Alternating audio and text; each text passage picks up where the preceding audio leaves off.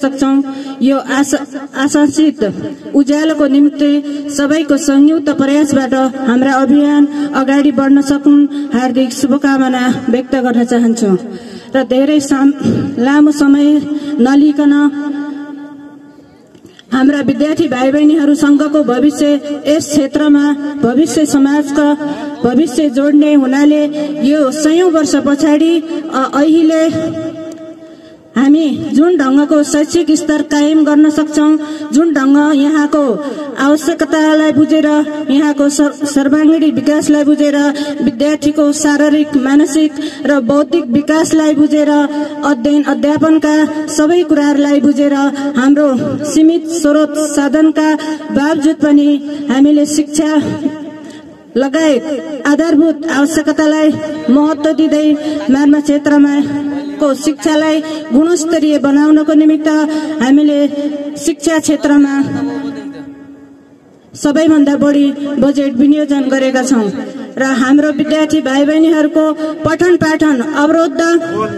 नहोस्, पूर्ण आधारका क्षेत्रमा होस् या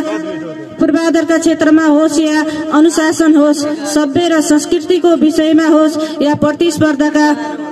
विषयमा होस्, विगतको अवस्थालाई समीक्षा गर्ने हो भने हाम्रो गत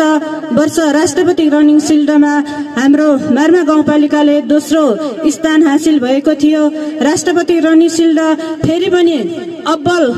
साबित भएर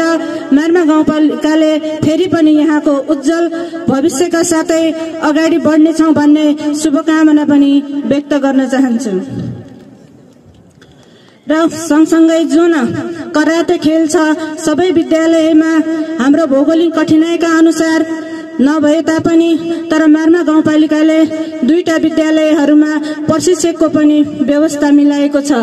संघीयमा होस् या प्रदेशमा होस्, हाम्रा विद्यार्थी भाइ बहिनीहरूले विभिन्न किसिमका मेडलहरू प्राप्त गरिरहेका छन् र विद्यालयका व्यवस्थापनका अध्यक्षज्यू, विद्यालयका प्रज्यू र व्यवस्थापनका अध्यक्षज्यू र कार्यपालिकाका अध्यक्षज्यू, सदस्यज्यू लगायत पार्टी प्रतिनिधिज्यू